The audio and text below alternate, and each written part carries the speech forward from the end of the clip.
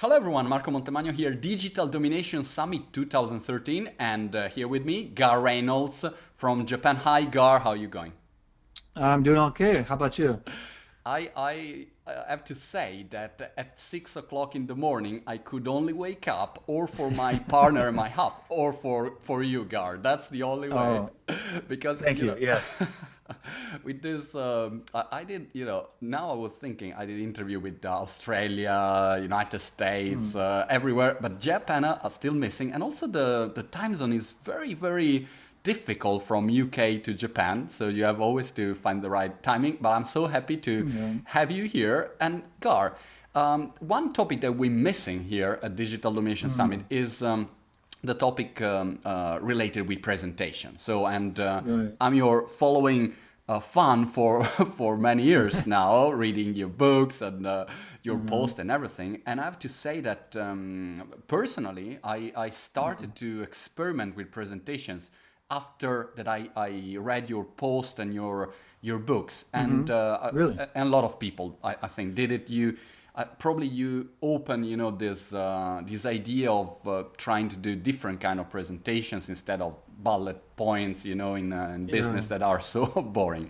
So Mm, with you today, I would like to try to find out tips, suggestions, mistakes, and so on. Let's start with the most common mistakes that you see in business, because we during the summit we saw so many kind of mm, business and so many people may be launching a startup, launching a project, but then they arrive in a point that they have to present themselves or yeah. their product or service.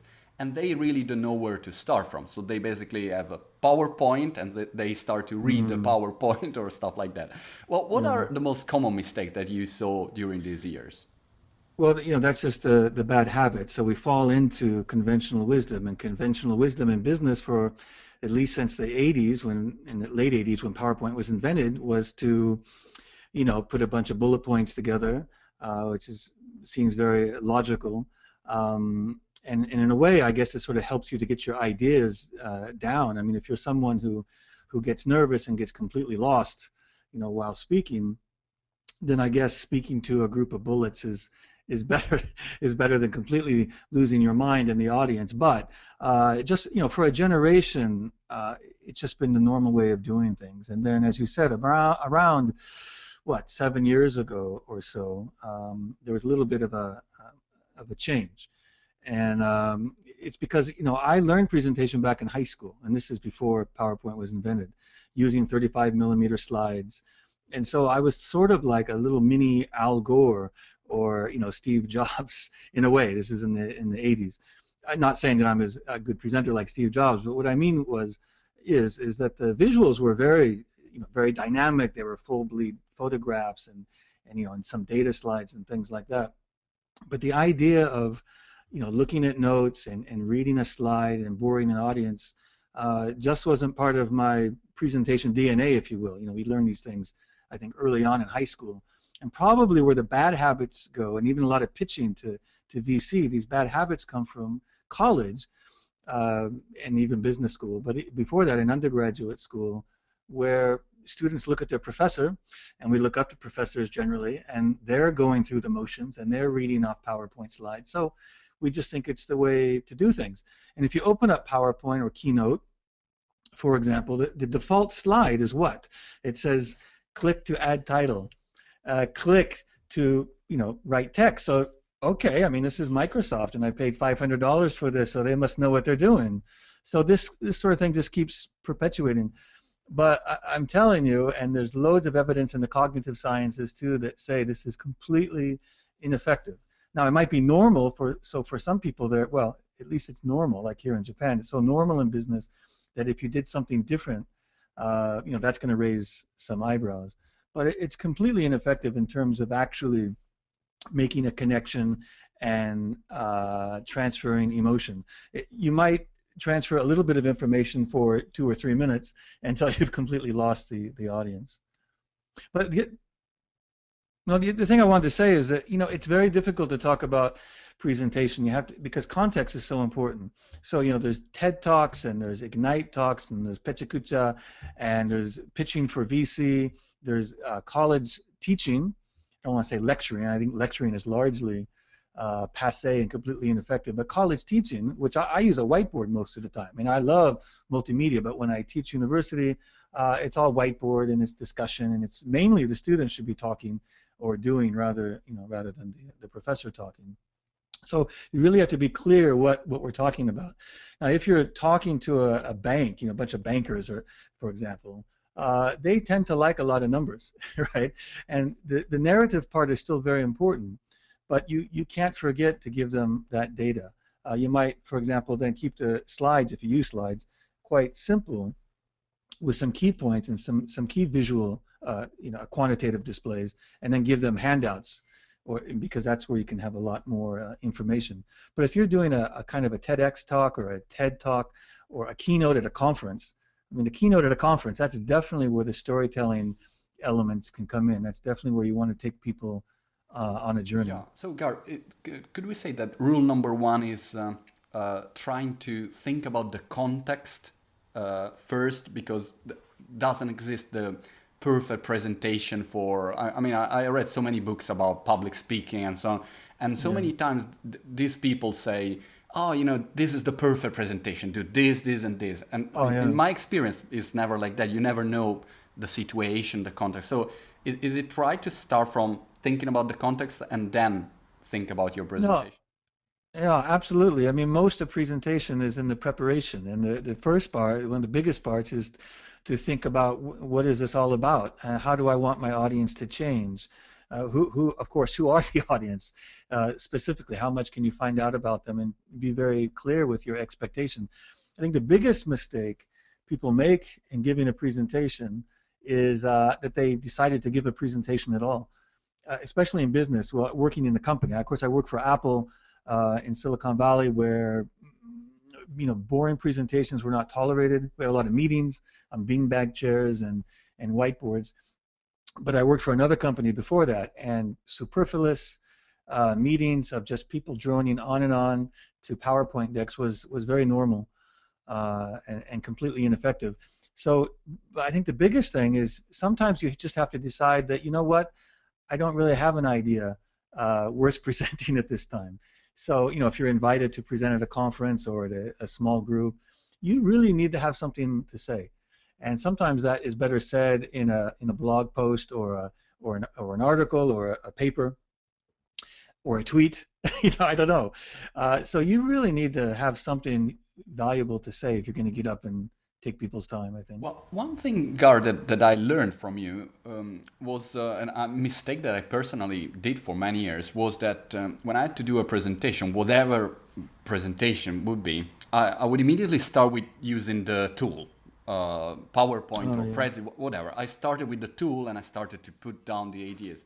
And then I find out that what was much better to start, with paper. I try to figure out the context, the final result, and then I just use the tool, image, videos, or whatever it is, to execute my presentation, but not the other way around. Can you elaborate on that? Because I think this is very, very important. No, absolutely. There's something, and this is what I was amazed at when I first worked in Cupertino, is that although it's a Apple, I guess you call it a tech company, some people would, but at the time I was there, I left in almost 2003, a lot of the creative folks, say in package design and some art directors, they had these beautiful displays like the one I have in front of me, and it was always off, and they had sticky notes all over it, and they would get yelled at by the management, say, turn on your friggin' computer. They're like, I don't need it. And meetings, we didn't bring computers, and there's just something. So what I use always, so this is a sample presentation, you can kind of see it here, the sticky notes and writing things down. I love whiteboards, and I don't care how big they make a computer screen or a tablet. There's nothing as great as a wall, a massive wall with your ideas where 2 to 20 people can stand around it and look at things, or even if you're doing it alone, just to kind of look at things. And even if it was something this size, I go to a coffee shop or something with a pen, there's something, and there is evidence, and there is some research about this, especially in Japan, about the brain and writing something with this this utensil, a pencil or a pen, rather than typing things in. There's something going on with the creative process when you maybe this is deep in our DNA or in our brainstem. You know, before we had pens, we would use our finger or a stick. If there's something going on there, I think it just opens up the creative process in a way that sitting at a little box like some kind of monkey just doesn't do. And no offense to monkeys, you know, who can type. I mean, that's a great talent. But for us, I think we need to get away from technology as much as possible, as much as I love it. In fact, I think the more you love it, the more you got to get away from it and not let the tool drive you, because you can't trust software companies anyway. You know, I mean, they're companies. You can't trust marketers, as Seth Godin was there. They're all liars, and I am a marketer, and I can tell you that. Yeah, and also Right. probably if you do a presentation, I mean, it's also a creative. You have to think. You need ideas. You know, it's not a matter of using a tool. It's a matter of creating a story and thinking how you can impact the people in front of you. So if you are, you know, writing, and it probably helps. Another point that that I really appreciated always in your the tips that you shared online and in your books was that I remember the day that I discovered your blog, PresentationZen, and I was really I got this huge impact from the different kind of presentations that I saw there, because I was used to use only traditional presentations, and then I saw, I don't know, Lawrence Lessig with his style of presentation. You Yeah, did yeah. several kind of case histories. Who was this guy? Descartes. That he did this very. Oh, Dick Hart. I thought you said Descartes. Yeah, I drink, therefore I am. Yeah, Dick Hart. That's right. It was a crazy presentation. It was really Yeah. unique presentation. It was using a lot of images very fast, and so an whole world open. You know, because I started to think, gosh, you can do presentations, so many things. What do you think are the most interesting styles of presentations that you saw during this year? Yeah.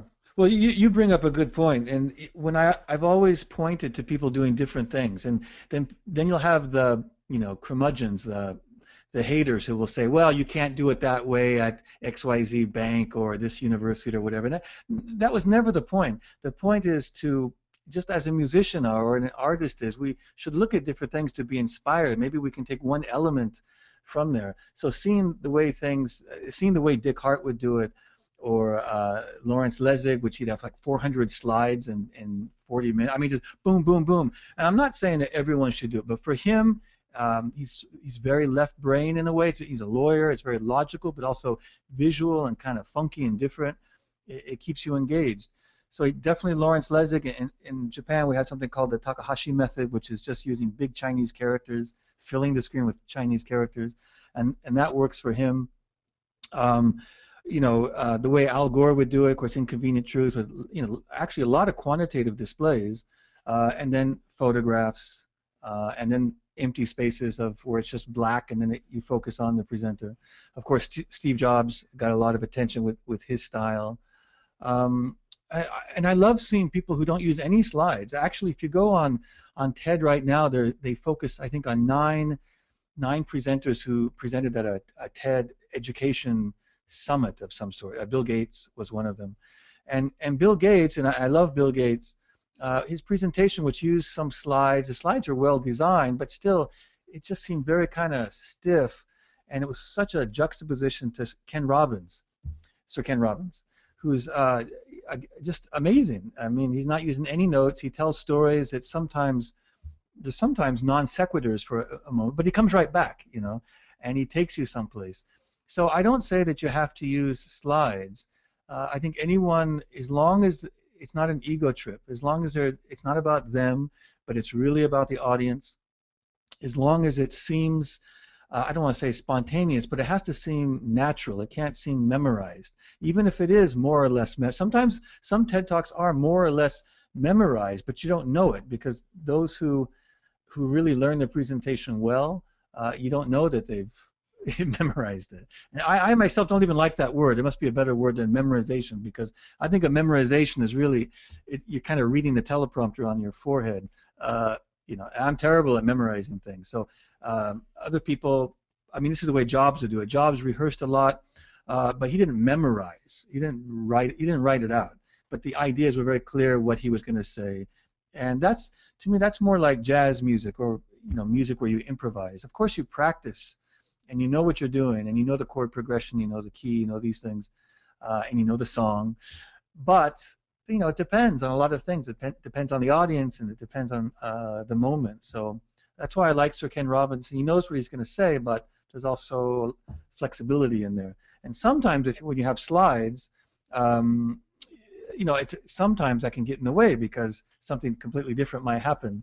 And in the case of venture capital, for example, when you're pitching, let's say, not just for capital, but whatever the pitching situation is, and let's say you have 10 slides or something, or 20 slides, but after the first slide, they interrupt you and they start asking you questions, which aren't exactly in line with what you wanted to say, but who cares? You've got these guys that interested in what you're talking about, so you shouldn't try to push ahead with your damn slides in this type of situation. I remember I saw an amazing presentation from Bobby McFerrin, the musician. Yeah, right. I saw that. It was amazing. He was just explaining one musical concept by jumping and singing with the audience, and it was really impressive for me. And no slides, nothing. So many examples out there that are really, really inspiring. I think when you enter in this mentality, then you start to experiment. Otherwise, you keep following the traditional approach, and people watching a PowerPoint presentation, I think they believe, well, give me this PowerPoint, I will read it at home. If you have to read it on stage, just give it to me and I will read it at home. So that's the point. I can't. That still happens. Yeah, hard to believe. Unfortunately, Garr, imagine that you have, a startup or a manager of a company coming to you right now and with a presentation to do tomorrow for his new project or new idea. And okay, let's say, Garr, I have a problem. I have to do a presentation, and give me just 1-2 tips to at least do it the best that I can. What would you pick from? Well, that's not much time to improve, but still, anyone can improve. I mean, I believe that, of course, some people are more charismatic than others, but you can coach people to get much better. And the difference between the first time I see a presentation and then after people work with me and then the next time they do it, the difference between it's sort of like in sports, like in football. We call it soccer, but football. The difference between your second match of the season and your first match is night and day, right? There's so much improvement between the first match and the second match. And I think it's true with presentation too. So if someone like that came to me and I would sit down and ask them to pitch it to me, probably what's going to be the problem is they have too much information. Also, they probably have unrealistic goals or say stupid things like exact numbers about market share and all this kind of nonsense. To tell you the truth, I would much rather see, if it's in the case of pitching, to use less slides and more whiteboard, more like they really know what they're talking about, and because they do. You know what I mean? Because, like I said, again, I'm not having to go at monkeys, but if you put a bunch of stuff, bullet points, and then a good monkey, from what I've seen watching Madagascar with my kids, at least some monkeys can speak and one monkey can read, but I think it's much more human if you get up there, and Jobs used to do this at Apple. I don't know how well this is known, but of course at Pixar he's famous for doing that. But in Apple he would always use the whiteboard, never slides inside the company. And I just think that's a very effective way to stand up, of course, because there's a degree of authority when you stand up at a whiteboard and then explain some things. You don't have to be a great artist or anything, but it could be a number, it could be a picture, or not a picture of a flower. I mean, a relevant picture or a diagram of whatever it is, your product is. And because slides are so common, that you kind of stand out if you don't have any slides. But you should still have some prepared, because it depends on who the audience is. Some venture capitalists will say, "Hey, where's my deck? Where's your deck?" Right? So okay, here's your deck, but I'm gonna get up here and talk about some real things. One word about design, because on the other side there is the presentation and then there is the design that often is so difficult. I mean, if you're not a designer, it's so difficult to do something that looks good, simply looks good. And what are your tips on this to create slides that at least don't suck and people don't think, oh, those are horrible design? Do you have any? Yeah. Well, if you're using slides, it must be because the audience is quite big. I mean, if it's just a few people at a table, then as I said, don't use slides. But you're using slides or multimedia because it's a big audience. And in that case, slides are much more like a billboard on the highway. That is, they have to be easy to see.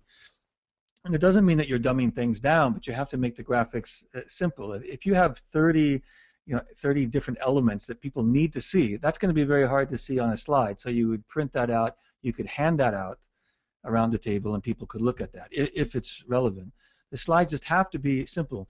But the funny thing is, the more that you remove, the more restraint that you have in terms of the elements that you put into the actual visual, the easier it is in a way to not go wrong and not to design. I mean, most people fail because they put too much stuff in, too much crap.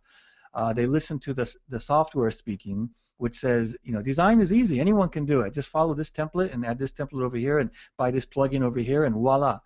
The lessons are everywhere. If you look at really good, design in advertising or in marketing, such as Apple or the big brands Nike and Starbucks and things, they're very, very, very, very simple. So not many fonts, but one font or one typeface, maybe in different weights. Photographs have to be, of course, high quality. If you use them, they must be relevant, not just decorative. But we do still need designers, and I'm not saying that anyone can be a professional graphic designer or any kind of designer for that matter, but you don't have to go to design school to be a good designer, that's for sure. And you can learn a lot by getting books and just trying to get a little bit better. You still may need to have to hire a designer, of course, but it doesn't do you any good if you're ignorant about what you're talking about. So if you this is where, again, I hate to keep bringing Jobs back into this, but he wasn't a designer, but he understood design, so he could talk to designers. He knew what worked and what didn't and what was possible. So, like I always say, simplicity is one of the most important things, but it isn't easy. If it were easy, everyone would do it. It's very easy to keep adding stuff. There's a great poster in my university this week that was clearly designed by a committee of professors for this big event, and it's just wonderfully. I'm going to put it on my blog someday because it couldn't be worse. Absolutely the worst poster you could ever imagine, and designed by very smart people, all with PhDs from important schools. But because you just keep adding and adding and adding and using effects. Here is quality is coming by subtraction, not addition. So less. Try to less content, less, just to focus on the what is really important and not keep adding or using tools or fancy things to make it better. That's more or less the... Well, you think about the audience. A lot of times we put more stuff in because in Japanese we say nen no tameni, so to be safe. Because I'm afraid, what if someone says, oh, why didn't you say this or why didn't you say that? So, okay, I'll put everything in there sort of out of fear rather than out of... The motivation should be absolute clarity. And you know your material, so you don't have to put notes there to remind you what to say. Hopefully you know what you're saying. Otherwise, you shouldn't be... You shouldn't present.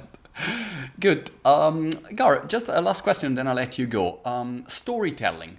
We talking about presentation on one side, on the other side, the design, and the missing part is the storytelling. Then I recently read a post by a Pixar person, I don't remember who, with, I don't know, 22 rules used by Pixar. Yeah, I've seen that. And some of them, they were very interesting. Also, I'm a black belt of movies for kids, having, 4 kids, so I know all the Madagascar, Shrek, Undespicable Me, and so on. So, and I see in the end always the same kind of story, more or less, that they create, and they follow very specific patterns.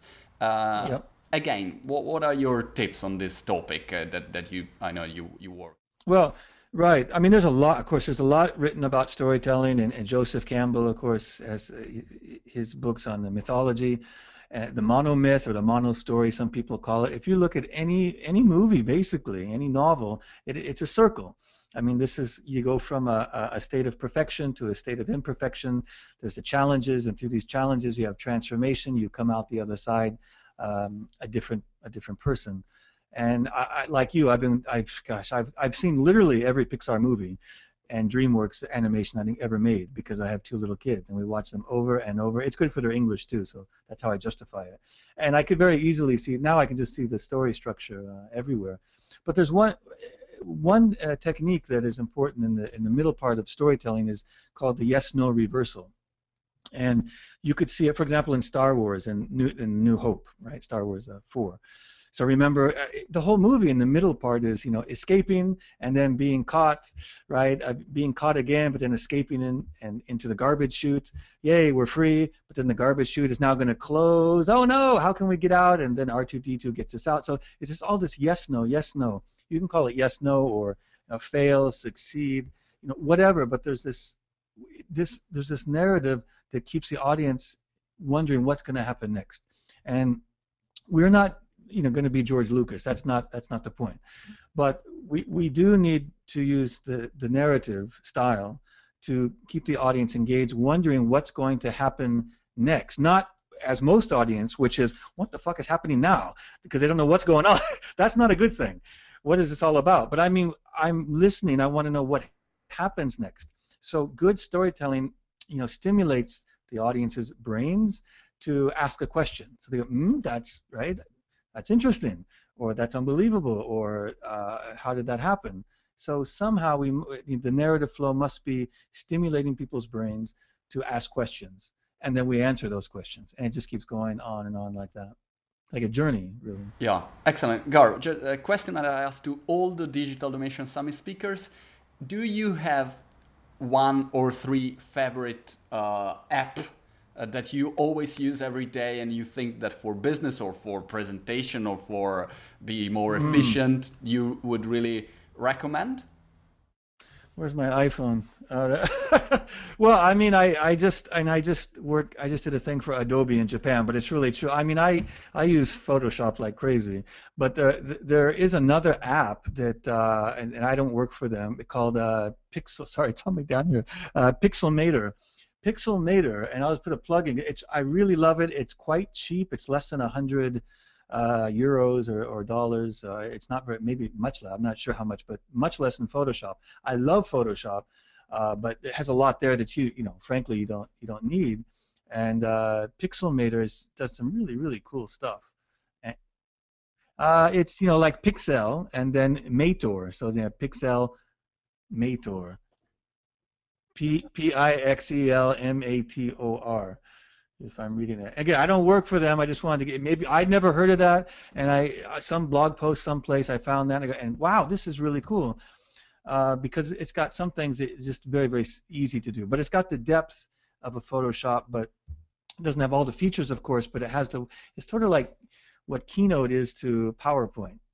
I'm not trying to say that Photoshop is like PowerPoint. Photoshop is amazing, but you don't need all the stuff, and it's quite easy to use. What's the other one? And I use Keynote a lot, but it's not nothing new, is it? Excellent, Garr. Thank you so much, Garr Reynolds, PresentationZen. Guys, go to check the PresentationZen blog, because it's the place for me to get tips on presentation, and obviously all the Garr's book. Garr, thank you so much, and good luck for everything. All right. Thank you very much. Bye-bye.